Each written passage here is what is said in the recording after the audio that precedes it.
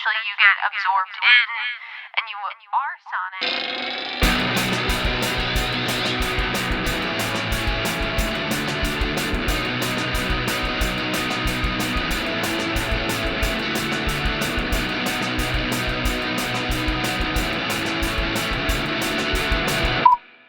Hey everybody, welcome back to No Repeat. It's a podcast where we pick 3 songs every week with no repeats and no do-overs to create the perfect birthday party for whatever age you are.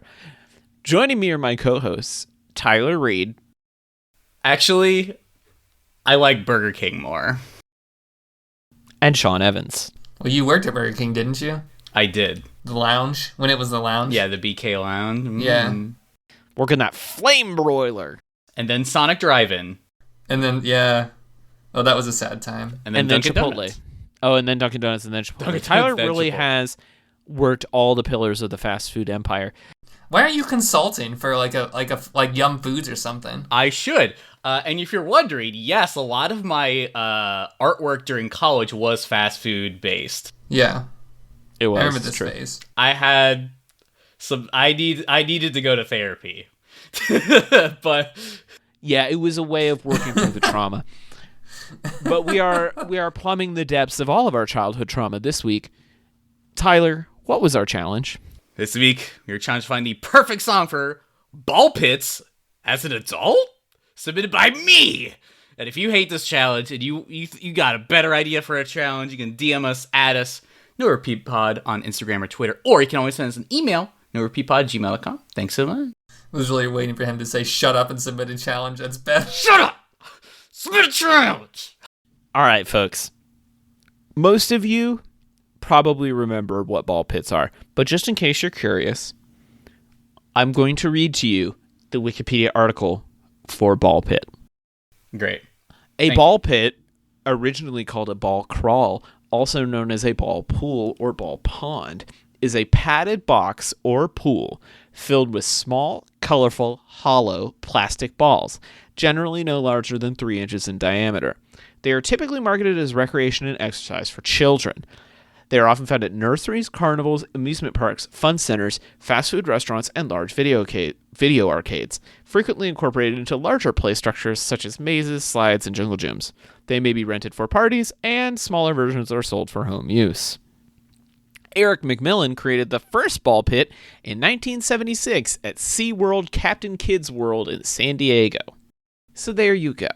Enlightening. Oh, and then, extremely importantly, in the urban legends section of Wikipedia's ball pits page, it says, and I quote, "Beginning in the late 1990s, a large number of urban legends arose about children being severely injured or killed in ball pit encounters with vipers or hypodermic needles. There is no truth to these stories." I wanted to read all of this because I feel like the ball pit has a complicated history.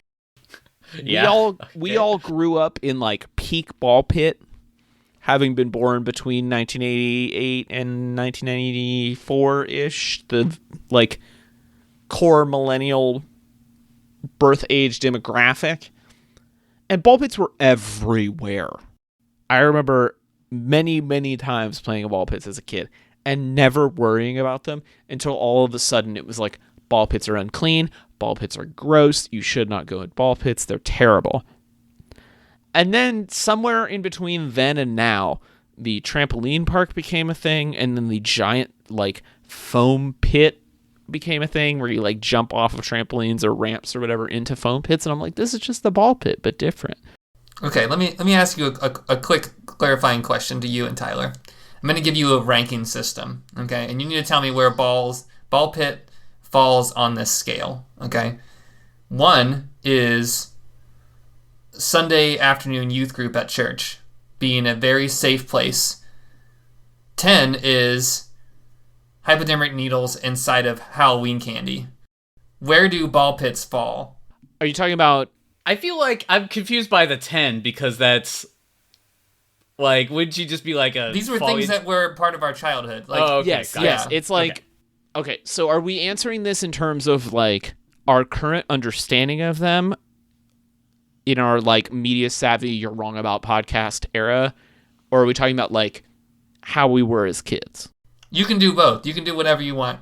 Okay. As a kid, I would say ball pit safety 2 to 3 out of 10 felt very safe. A little concerned that you might be hiding under the balls and your parents leave the restaurant without you. Deep-seated abandonment issue discovered. Okay, next. Contemporary self 2022 me post-COVID, I would say ball pits solid 4 or 5. Yeah. Not going to get injected with heroin, may get strange communicable disease. Adult hand, foot, and mouth disease. Yes, exactly, Okay. exactly. I mean, I think that's about right. I think Taylor's got the right idea where it's like, I mean, I went to a ball pit all the time. No worries.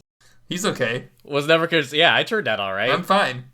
Yeah, all the stuff is, hereditary. So, I'm sure I'll have to get a heart transplant or some garbage sooner or later. And that's not for the ball pit, though. So when we were talking about this challenge, we had to clarify with Tyler.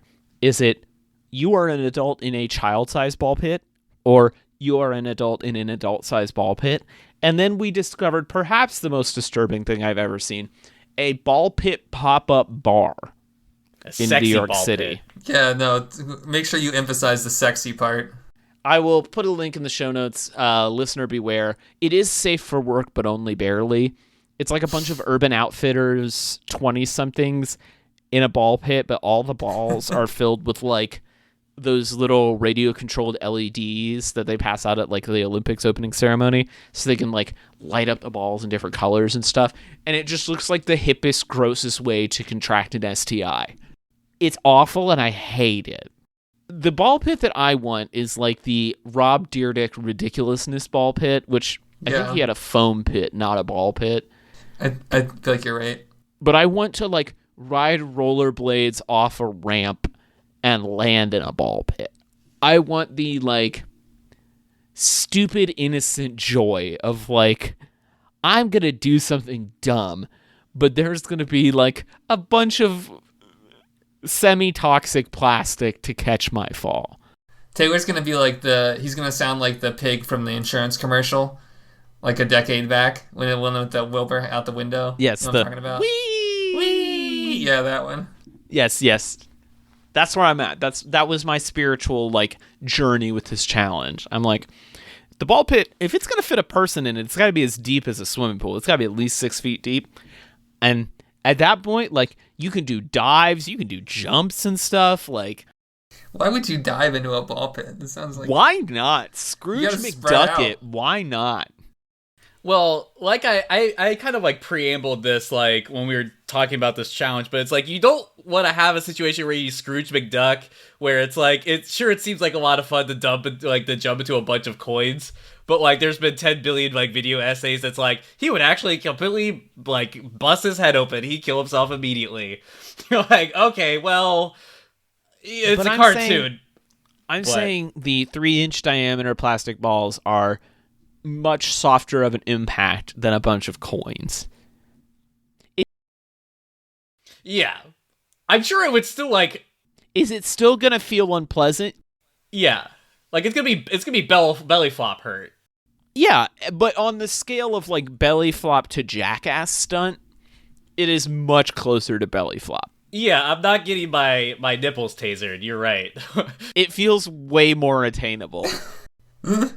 Did you guys ever see that meme that was going around of this cat jumping into like somebody's home ball pit, and it just like lands and like sticks it? It just like sticks in there, and it can't move. No. That's it's amazing. You have to look it up. I remember I sent it to Sarah a while ago. It's like I just watched it over and over because it was so funny. So I feel like I agree with Taylor's position where I feel like in order to appeal to like a broader audience, or like to appeal to like an actual audience, like it might need to be a little bit more extreme. Cause it's like, it needs a laser tag. Backflip handguns. Yeah. We need it needs to also be a gun range. It also needs to jello shots. No, Okay, it's funny you say that because I was gonna mention foam parties. yeah. Did you guys Foam ever go sword? to a foam party when that was a big thing? No, I kind of weird sex party you going I've to, been Taylor? to a club twice in my life. Oh, I was like too young for the club era of foam parties, so there was like a university sanctioned foam party during welcome weekend of my freshman year at undergrad. And it was just like a big pit full of soap bubbles on the quad with no alcohol because it was on campus. Yeah, But you're fueled by your zest for life because you're a freshman, so you're like, Right, yeah. But I do feel like the foam party was like the late 2000s, early 2010s attempt to recreate that ball pit sensation, and it failed miserably because no one's having foam parties anymore. Right. But I feel like my strategy was I was thinking about like, okay, this should have like, if this becomes like a thing that becomes like a like widespread, it's like a thing that is done across the country in some capacity. I feel like it should have like a really good sort of like visual aesthetic or like visual branding for it. And I feel like I dropped some images in the chat for the boys, but we have an abandoned mall that's soon going to be demolished called the Cincy Mills Mall that was sort of like the pinnacle of the Wonka Pomo style, which is like if you imagine like Nickelodeon in the 90s where it's just like everything is like just wacky shapes, bright like saturated colors, just sort of like just almost nonsensical in a way. And I imagine that like to get like us 90s kids back in the game, like I feel like being able to recreate some of those like spaces in some way, I think would be really cool. Because I feel like in a lot of places, I feel like everyone is very nostalgic for like the old Taco Bell with like the turquoise like seats or whatever. You know, I feel like everyone bisexual Taco Bell. Yeah, bisexual Taco Bell. Yeah, everyone like is like, man, I just want to go back to that, and it's like you want to experience that, and so I feel like intentionally sort of like maybe taking that and evolving it in some way and making it like cool again would be a fun way to sort of like bring ball pits back, and then you know, much like the pool, I imagine there would be like some fun, like cool, like diving board things you could do. But there's also like maybe like a little like lounge area for like the adults who just want to like just like sit by the ball pit and you know.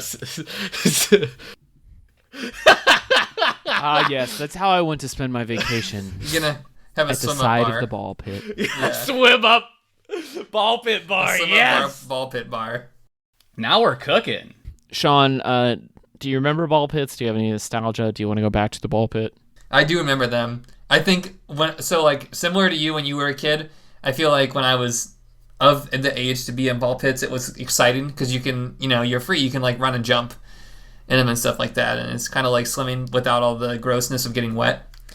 And then, except oddly, you ended up always being kind of greasy after you got out of those things, which is kind of weird. And Well, if which you're leads going to me to my McDonald's. point. Is that how they clean them? They just dump the. I just meant that these kids got their little greasy ass fingers all Yeah, over the place and they're not washing those hands. You kidding me? But I mean, I think the other part of that was as an adult, probably I'm gonna go at least a 7.5. Wow, way more cautious. And that's just because of the pandemic and how gross these things are. Like, I don't know. I am looking at pictures of full-grown adults up to their necks in plastic balls, and it's not a fun-looking image post-pandemic. Definitely It feels looks so like you're bad. going to have some kind of sickness after. Yeah. So I feel like we are varying degrees of excited about this, so that clearly has impacted our song choices. Sean, you are the least excited. I think we should start with you and ramp up our excitement as we go along. Oh, okay, yeah, sure. No, I was actually going to recommend that we start this way anyway. Okay, perfect. I went in a little bit of a different direction this week. So You sure did, bud. What did you bring us? this week for my song, I chose "Goodbye, Mr. Blue" by Father John Misty. That Turkish Angora's about the only thing left of me and you.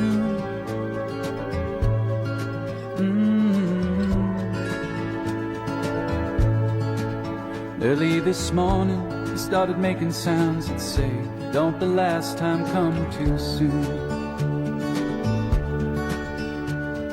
One down, 8 to go, but it's no less true.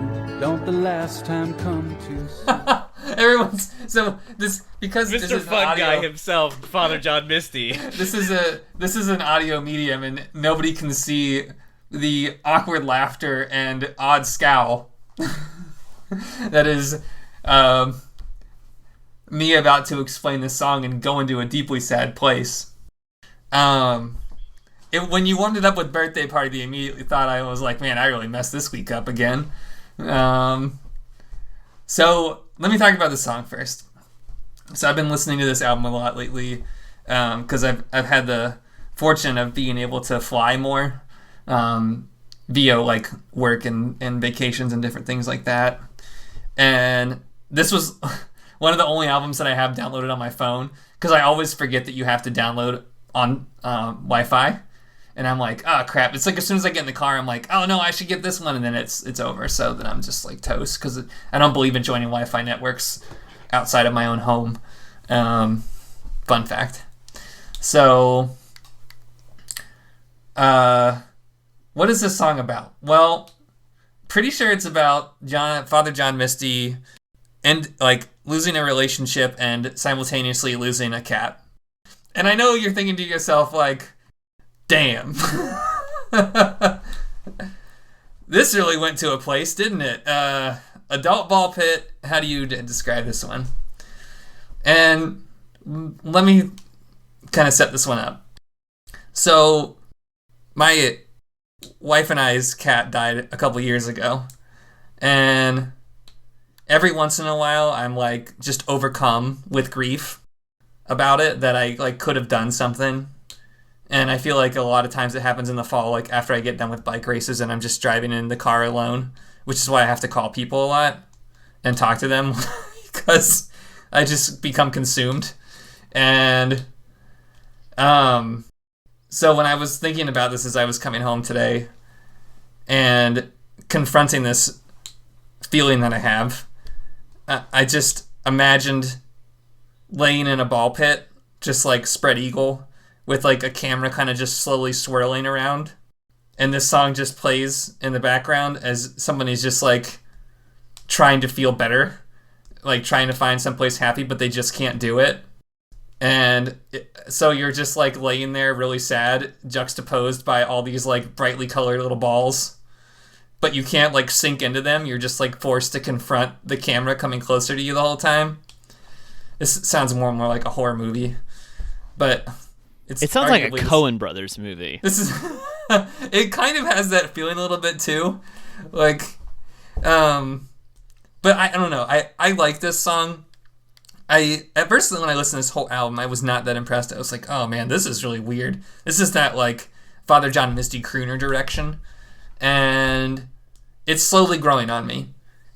So I think that the lyrics are really good. I like I think it's a resonator guitar with slide, and they have like the string quartet playing in the background, or I guess probably the orchestra, not so much a string quartet, but like it just feels right. And sometimes I just, it's not that I want this to be a downer. I was just trying to imagine like, okay, if I'm honestly doing this challenge right now, and I realize that I do this cinematic thing a lot, this is what's happening for me. So yeah, I'm curious about your feedback, what you think. You don't have to be careful, it's fine.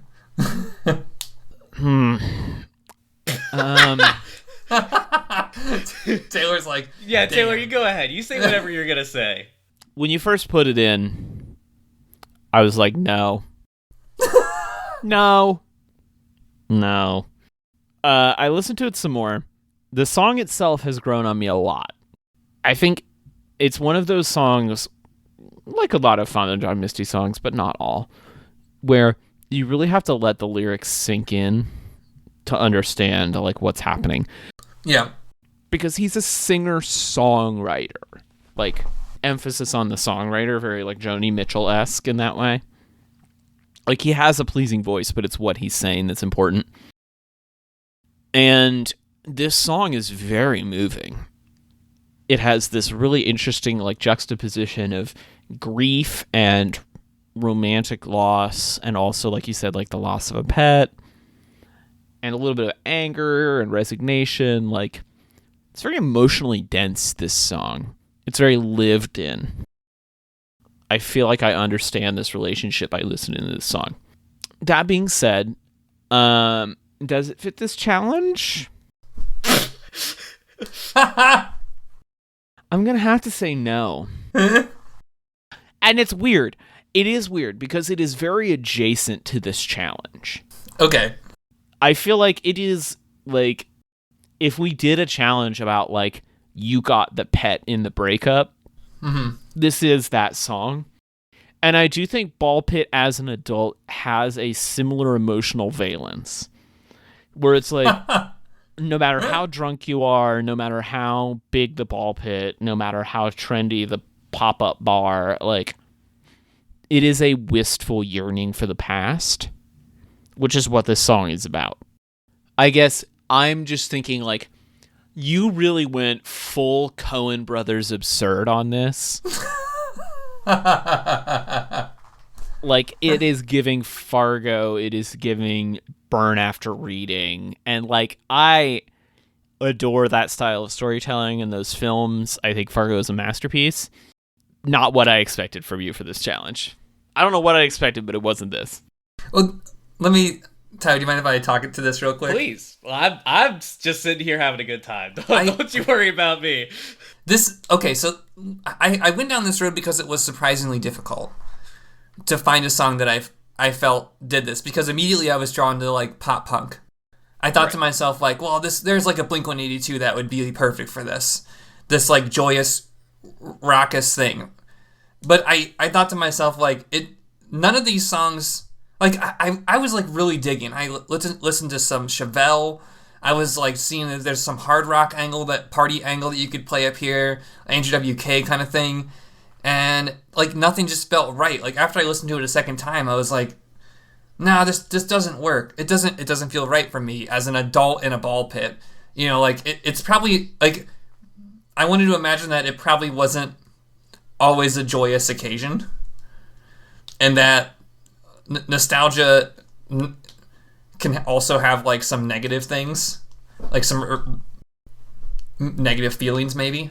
So that's kind of what I was going for. I get what you're saying though. Your point is definitely is salient. Was I thinking about Coen Brothers? Yeah, probably. Was there like a twinge of like who just did the Elvis movie? Baz Luhrmann. Because it would have that like kind of surreal, super saturated vibe to it. Yes. But I also think there was something that was very like Wes Anderson-y about it too. Like it was very symmetrical as it kind of came down. And I was just thinking like I need to set a mood for this to kind of explain why this song fits there. So, but I also think you're right. I think your points are really good. So Tyler, dump on him. Okay. Yeah. Ready? How do you feel? Yeah. I mean, okay. Well, all right. So I feel like this is like the second or third Father John Misty song on here, right? Yeah. Probably. This is about right. And I feel like every time you put one on here, every time it comes on here, I get a little more enticed. I feel like this fall is gonna be a Father John Misty fall. You know, I feel so much this sort of, not necessarily the exact relation to what you're feeling in this moment, but like a side related thing where I've really kind of like committed to accepting like sort of like my loneliness and doing things alone and trying to find joy within doing things on my own, and sort of like trying to just try to find joy in that, right? And so I found myself in a lot of like situations where I've just sort of been like isolated or alone, just sort of like doing things I think should be fun or are fun, but you know, I'm not feeling like as present as I want to be, or as like I feel like my mind is in a different place. And so I feel like kind of like what you're kind of getting at is you're trying to say like, you're in this crowded room all by yourself, and you sort of like you're sort of really thinking about kind of like a bigger contextual thing that's kind of going on in your life, even though you're trying to enjoy this novelty activity. And so I think it's beautiful for that. I think that is deeply relatable, and certainly is relatable to me in this moment myself. I mean, I can see it from the cinematic perspective. And that's fine. We didn't prescribe a perspective on this challenge, so I feel like I'm a little less critical on this than Taylor is. I think it's fine. It's like, it's not, I don't know if, like, we're trying to find the perfect song for this challenge, but it's like, I think it's fun to always have, like, a dark horse, a black sheep, one that's kind of, like, exploring something. And so, yeah, I thought the song was beautiful. I think sort of, like, as kind of what Taylor's saying is that he really is more of a, really focusing on, like, the lyrical content, and I feel like I've been trying to consume more of, like, that sort of, like, space of people who are singing for, like, really from the heart, and sort of really, like, almost kind of like in, like, the country spectrum. I've kind of been trying to, like, dig more into that. I know. Don't shake your head. I know, I hate Me Too. But, as it turns out, being a fully formed, complex, three-dimensional character sometimes means you have to listen to music you, as a 13-year-old, wouldn't enjoy. So, whatever. But yeah, no, I thought this was, I was going to say fun. It definitely isn't fun. Is it a beautiful song? Yes. Boy.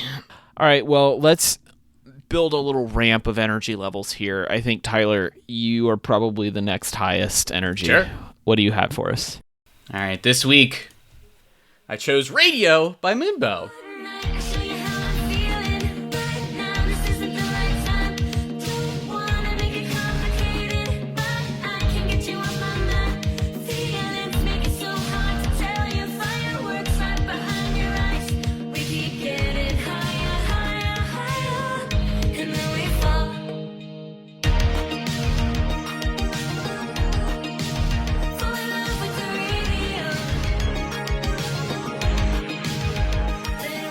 All right, it's time, folks. Been waiting for this for a long time. Moonbow is a local Cincinnati synth pop band. Was a duo vocalist, now is a singular vocalist, but the recorded versions of all of their tracks are still as a duo. And so I had first heard of Moonbow a few years back. I think probably 2019. They had a Synth Fest where they had Phlox was playing, been on the show before, Moonbow, and then there was I think there's another band, I think it's called Skeleton Hands. And so I was like introduced to like all these sort of like synth artists kind of all at the same time. I didn't end up going to that event, unfortunately, but it planted the seed of new music for me in the scene. And so I've kind of been following them for like a while now. And I think the part that really sold me was they were playing at Urban Artifact as part of like a festival situation, and it was just him and her performing, and they just kind of like had like a track playing all the songs, and then maybe he had a guitar, but I think there was something about sort of like this sort of the vintage sort of like 80s nostalgia vibe of them, but them also kind of singing together, maybe like sort of like a Sonny and Cher sort of like type vibe, where they're sort of like they're in love, they're sort of like flirting with each other, and it felt so like seeing them on stage, it's like the last show of the night, there's like 10 people there, we're just, they're just kind of like singing their hearts out to this crowd. And just, I could just sort of like feel the energy of it, and there was this magic of it, and it made me feel like magic was real for like a moment in terms of like music, the music space, right? Like it just felt, it was a moment of feeling infinite. So it's really, like I said, it's really a shame that they're kind of not doing that anymore. Relationships happen, but yeah, so that's a little bit of context for the band. This is off their latest album. And so I think what I really love about them is that I feel like they actively capture a sound from the 80s, I would say, roughly within it. It feels nostalgic, feels vintage in a way. But I feel like it definitely has contemporary sensibilities and definitely uses contemporary sort of technology. If I recall, Taylor, the Yugos Yes, I loved Cincinnati-based alt-rock band, the Yugos, and this is a solo project for one of the members of the Yugos. Yeah, and I feel like the parts of that transfer, like if you combine sort of like the Yugos with sort of like an 80s soundtrack, I feel like it synergizes very well. So I feel like it really just meshes really well and feels good. But so I really picked this because, like I said, it felt vintage, but I felt like also sort of like the way, sort of like the synth lines, it feels like very like sort of like magical and mystical. It feels like anything like can happen. There's something about like the sound from like those movies that feels like truly anything can happen, but it's really just like an 80s like rom-com, and like, you know, like literally nothing's happening. And so I just kind of like wanted to sort of like capture like a nostalgia to kind of like bring people back, but I kind of wanted to feel modern, but you know, but have a little bit of like a vintage sound. I don't know. And I just feel like the dual vocals always do it for me, and I feel like it just adds just this other extra layer of texture, of sort of like interest, and I think it just is just really special in that way. And I feel like I think it grabs your attention, but I don't think it really I feel like it does well in the background too, and I don't feel like it's really too demanding on you. But yeah, I just absolutely love this song, and I think it would be good for a sort of vintage themed ball pit for adults that want to go back to their childhood. We're seeing a real explosion of, like, I don't want to call it glossy, but like stylized young adult and young adult adjacent romance stories right now. So like, if you go into the romance section of a bookstore, you will see lots of pastel colors with flat illustrations on the covers, like the airbrushed Fabio romance novel of the 90s is no more, and it's much more meet cute, like John Hughes inspired. There we go, John Hughes. There we go. And I am loving it because it's also becoming very queer, and there are lots of really great queer romance stories right now. And I think the biggest one this year has been the Netflix adaptation of the graphic novel Heartstopper, which is a love story between two secondary school boys in the UK. And the soundtrack is very much up this alley. And I say that because I feel like this song, like, would fit in any of those, like, plethora of pastel-colored, stylized YA romance stories that are basically like an excuse for 20 and 30-something queer people to get the high school rom-com that was not accessible to us in the 90s and 2000s. And so I could totally envision a sequence where, like, the couple ditches their high school homecoming to, like, close down a Chuck E. Cheese-esque establishment and frolic in the ball pit to this song.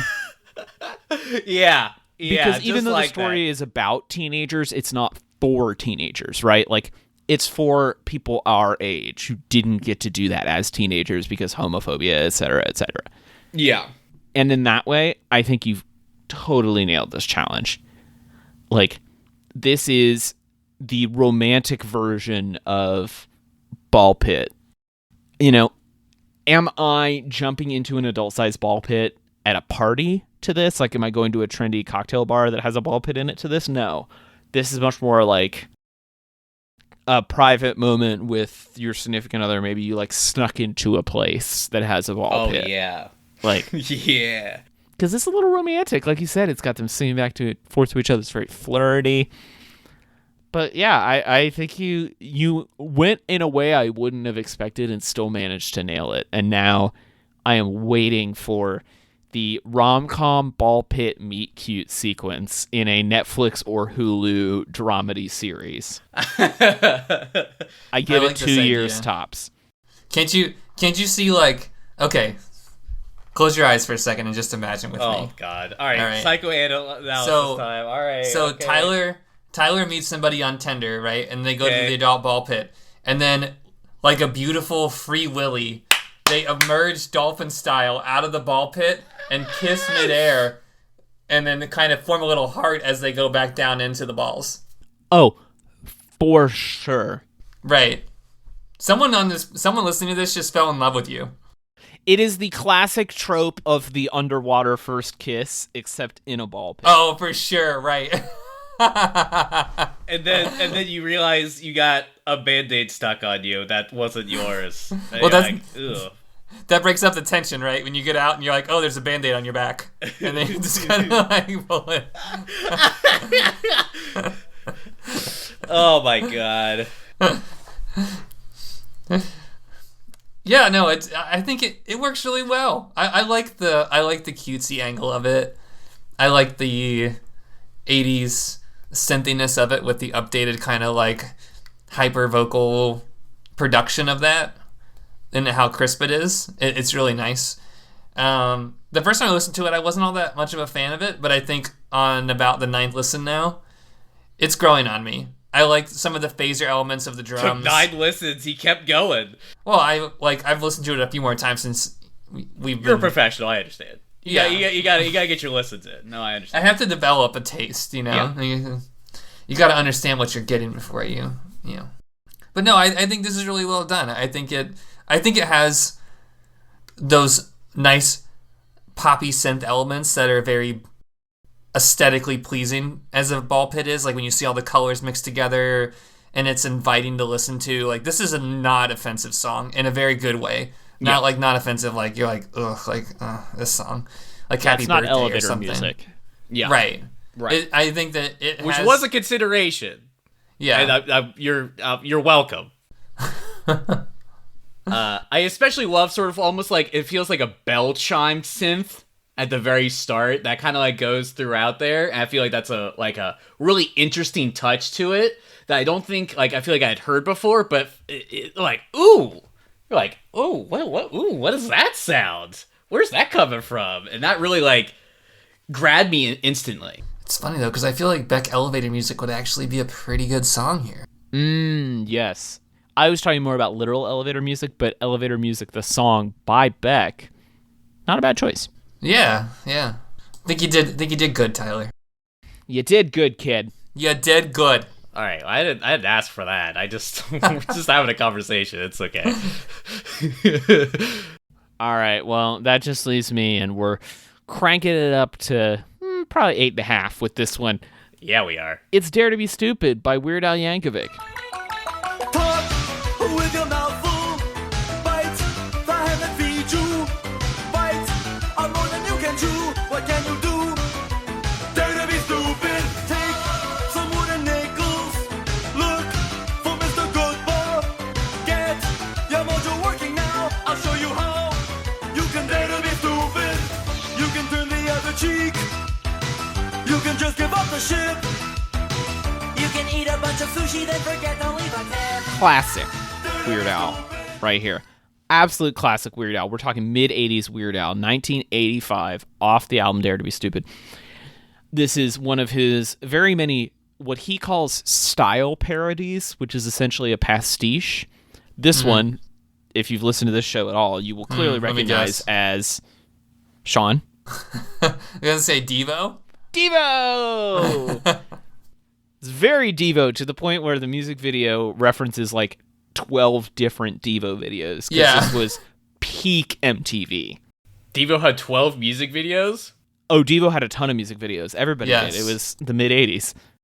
This song has always been one of my favorite Weird Al songs for a few different reasons. The first being, he really committed to the bit. Like, Devo is already doing a bit, and he said, no, I'm going to take that even further to the point of parody of a parody and just make it completely wild. And that's when Weird Al is at his best, when he's just like uninhibited and doing whatever comes to his mind. And it's great. The other reason that I really love this song is if you played somebody Whip It and then you played them this song, they would have a very hard time not thinking this was Devo. Like, it's so close to a Devo song. He really knocked it out of the park. His band is incredible. He's been playing with basically the same band since he started. Like, they still tour together. Their most recent tour, The Unfortunate Return of the self-indulgent vanity tour where he's only playing original songs, no parodies. Good for him. This is like the best known song in the set list for that tour, and I'm very, very proud of him for doing that. But as far as the challenge goes, I feel like Ball Pit as an adult is like a fusion of Jackass and the Dare to Be Stupid music video. It's like, it's not dangerous, but it is dumb. And so I want to like put on Dare to Be Stupid as loud as possible and like have somebody push me in a shopping cart into a ball pit. Like just goofy, dumb, like Sean mentioned like youth group earlier. This is like the youth group stunts portion of the podcast of like stunts that aren't really dangerous, but a 13-year-old would look at it and be like, oh man, that's awesome. In the same way that like a 13-year-old experiences Weird Al for the first time and like that is the peak of comedy for them. I say as a lifelong Weird Al fan. Like there's something inherently like vaguely prepubescent and fun about both Ball Pits and Weird Al. I feel like they join together well. I'm surprised he hasn't like had a ball pit on stage or something. I wouldn't put it past him. He did have a bit in his movie in the 80s where kids had to dig around in a pit of applesauce to look for a prize, which I feel like is pretty close to Ball Pit. So we're almost there. But yeah, Dare to Be Stupid, Dare to Jump in the Ball Pit. Sorry, I'm reading a little bit about Weird Al Yankovic on Wikipedia real fast because there's a lot to know. He's a very interesting individual. So long. Yeah. All right. Well, historically, I would never say I've been a fan of Weird Al. As a person who doesn't specifically like funny ha-has in my music, which is interesting because Sean doesn't like songs to be happy. I don't like songs to be funny. But I think you have to put some respect on the name and respect for the game for Weird Al because he's been doing it a long time, and I think what he does is worthy of merit and discussion, right? Because I believe this is also the guy from Devo was like, I'm so upset that he did Devo better than I could do it, and it's like, good job, Weird Al, you did it. But yeah, I mean, I'm glad that you put in an original track versus like a parody of something for like just I don't know, whatever. But I'm glad you put an original track because I do think it's cool, and I do feel like it's interesting because it's so close to like Devo, and it sounds cool. Like it's genuinely a cool sounding song. There's lots of the synth stuff is really great. And I definitely feel like it works as sort of like a zany, lighthearted, kind of goofy arena for teens and young adults to have a good time in. You know, I feel like who else would be there? You know, you're going to be listening to Weird Al. You can listen to Gorillaz. You're going to be listening to probably a lot of ska. You know, I will say this is I genuinely enjoy this as a Weird Al song. Boom. And I think it fits the challenge. And I think you did a good job. I was not expecting. I think I had forgotten you were you're an Al head. First concert I ever went to. Wow. With friend of the show Kevin. When we were in 3rd grade. Poodle Hat tour. Hey, you've been loving music ever since. Go ahead, Chow. What you got to say? Well, so like I don't really know that much about Weird Al Yankovic, and I feel like no one really talked about him that much when we were growing up. Like he might have like honestly didn't realize that he had original work. He was going through a major slump when we were growing up, so that's probably a huge part of it. It was always like the bad phase. Yeah, it was like laugh rock, and I was like, okay, I get it. I feel like there's a joke on King of the Hill, like the first episode, where Hank basically tells Bobby that like Weird Al Yankovic got unfamous and committed suicide in the early 90s or something. And it was like blatantly not true, but that was the joke. And so like, what do I say about this? Because I was just reading about his like his relationship with Coolio, right? And then I didn't realize that there was like a statement about like Flea really thinking that Weird Al was not that original. Even when he made fun of his songs, he just didn't think it was that good. And I like this. I see the parody. I see the funniness in it. It kind of reminds me when we talked about Sparks. That like American music has a really interesting relationship with like humor and music, and how we don't really like it that much. Like it just doesn't make radio play all that often. Yeah. And I don't feel like this song was supposed to be like that. Like I feel like it's a good original. I like it. I think the video definitely plays off of that Devo feeling, and I enjoy that visually. I think it's like a funny bit, but it doesn't take away from the song being good independent of its references, which is great. And hard that to said, do as like a yeah. novelty record. Right. And I feel like maybe you could have gotten lost to it, but I think that fun, that the playfulness of this song really lends itself nicely to the adult ball pit. Yeah. Right? Because you're not doing the... I like that you didn't pick a pop punk song. I like that all of us didn't pick a pop punk song. Like, that's what I was afraid of. Evolution. Was that this week was going to be 3 pop punk songs that had like no, substance to them. And they're not. And this is probably the best of all 3 of them, because I think it speaks to the energy that we were supposed to get, Yeah. Like, no offense to Tyler's song, I think it was a really good song, and I'm happy to play, Donnie Downer. But this I think was arguably my favorite. Even the title just speaks for itself. Like, Dare to be Stupid. Come on, it's a ball pit. Like, it's the place where you can really dare to be stupid. I feel like it was the energy that I was like looking for. Like I feel like we were on like similar energies in that way. Because there's some like electricity to it. It feels like it feels exciting to hear, to consume. But I don't know. I feel like what parody or sort of like something that like kind of like takes an idea and sort of runs with it is I feel like it's able to sort of distill an idea down to its core, sort of like the energy of like that era, and be able to make it into the song. So yeah, I feel like because of his talent to sort of like manipulate what already exists and kind of understand cultural context, he's able to really kind of land like a good like idealized form of a sound. Go listen to more Weird Al, people. You'll enjoy it, I promise. Nobody had any suggestions for their ball pit. No, we have one. Oh, we have one. Oh, we did. Okay, I was just going there right now. Da-na-na, scrolling down the list, yeah, get into episode 201. All right, ball pits as an adult. Nikki Gage chose "Girls Just Want to Have Fun" by Cyndi Lauper. Yeah. Nailed it. I mean, only one Absolutely listener nailed suggestion, it. but it is perfect. Yeah, absolutely nailed it. I would mess up a ball pit to "Girls Just Want to Have Fun."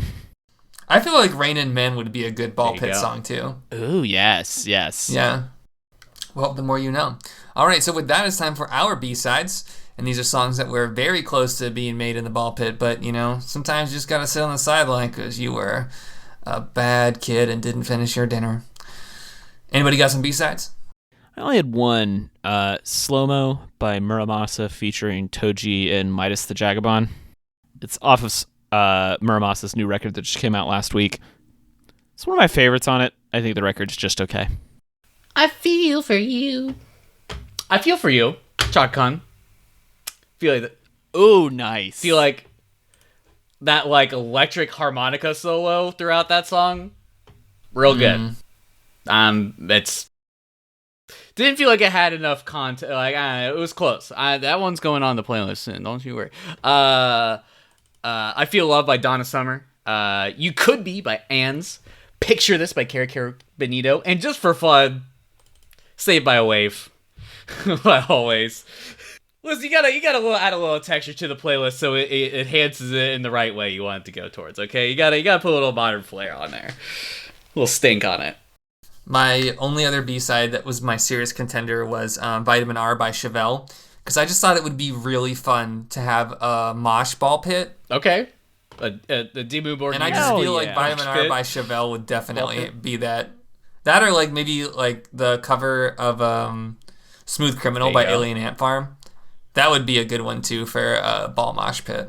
I feel like mosh ball pit is very Matt and Kim energy Yes. as well. Yeah. Just like as a whole. We really picked a lot of Matt and Kim early, and I feel like that's really soured Yeah, which is the unfortunate. playlist in that way, because it's soured only that I feel like this would have been a good Matt and Kim choice, but you're like, It would have been a great Matt and Kim you're like, challenge. yeah, we already but got like 2 songs on here. We got it. We've given them Yeah. the love. You gotta challenge yourself. Don't be like me and pick All right, John let's Fun take and it John easy. Misty all the time. Challenge your friends, challenge yourself. Tyler, if people want to have a pizza party with you, where can they do that? Hey everybody, you can find my design and illustration work at rudepets.club, and as always, on social as Rude Pets Club on Instagram and Twitter. And just got a little special something cooking up if you're a fan of my creative work. Check my socials this October. You're gonna be finding a pretty big project I was a part of, and it's the biggest deal of my entire life. So if you care about me at all, check it out. Sean, if people want to compete against you in some skee ball, where can they find you? Hell yeah, you can find me on Instagram at TellySean. And if you want to go in together, pool our tickets to get something more than a stress ball, you can find me on the socials at TC Olmstead. All of these songs will be on the official No Repeat podcast playlist. And we're very excited to be announced that we'll be back with our first ever episode recorded in person next week. So stay subscribed to No Repeat.